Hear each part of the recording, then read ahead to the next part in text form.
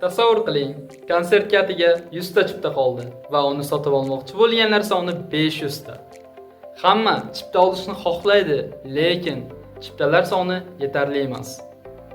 Shunda chipta narxiga u qanday ta'sir ko'rsatadi va eng qiziq savol, chipta narxini aslida kim belgilaydi?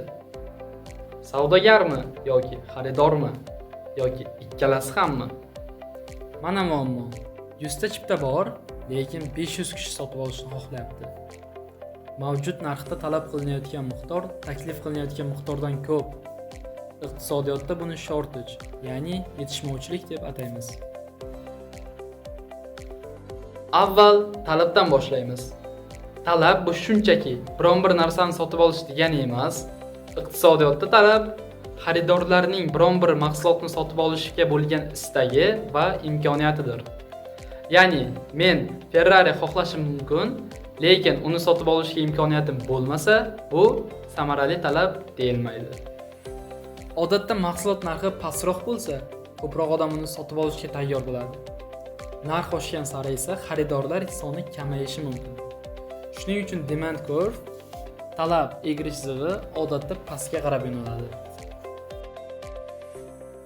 Narx pasaysa, talab qilinadigan miqdor ortadi. Narx oshsa, talab qilinadigan miqdor kamayadi.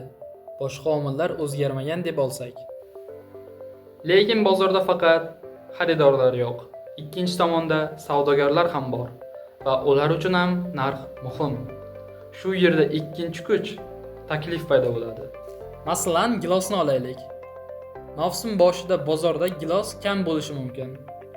Keyinchalik hosil ko'payib, bozorga ko'proq gilos keladi.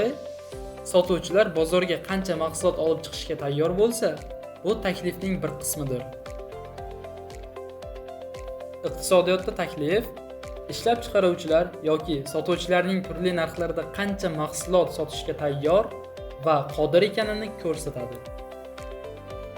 Odatda narx yuqoriroq bo'lsa, ishlab chiqaruvchi ko'proq mahsulot taklif qilishga rag'batlanadi.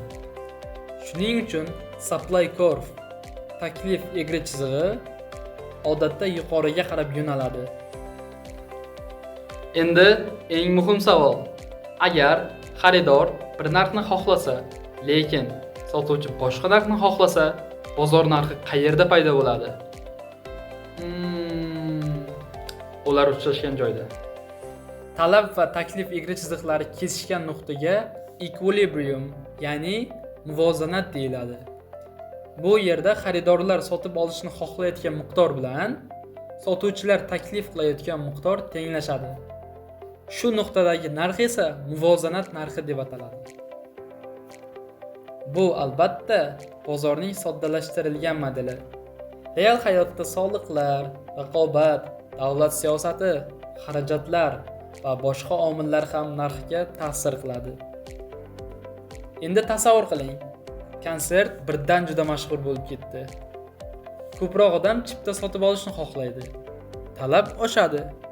Taklif o'zgarmagan bo'lsa, yangi muvozanat narxi yuqoriroq bo'lishi mumkin. Endi boshqa holat. Gilos hosili juda yaxshi bo'ldi va bozorga ko'proq mahsulot keldi. Taklif oshadi. Talab o'zgarmagan bo'lsa, muvozanat narxi pasayishi mumkin. Bu yerda bitta muhim A-level farq bor. Agar mahsulot o'z narxi o'zgarsa, biz egri chiziq bo'ylab harakat haqida gapiramiz. Lekin daromad, moda, aholi soni, ishlab chiqarishdagi xarajatlar, texnologiya kabi omillar o'zgarsa, demand va supply curve'ning siljishi haqida gapiramiz. Bu ikkalasini aralashtirib yubormasligimiz kerak. Demak, bozor narxi shunchaki do'kondagi stiker emas. U xaridorlarning qarorlari va sotuvchilarning qarorlari bir-biriga uchrashadigan nuqtaning natijasidir. Talab va taklif biz ko'radigan narxlar ortida ishlaydigan ko'rinmas kuchlardir. Keyingi safar bozorda biror bir mahsulotning narxini birdan qimmatlashganini ko'rganingizda faqat narxi oshibdi demang. O'zingizga savol bering. Talab o'zgardimi yoki taklifmi?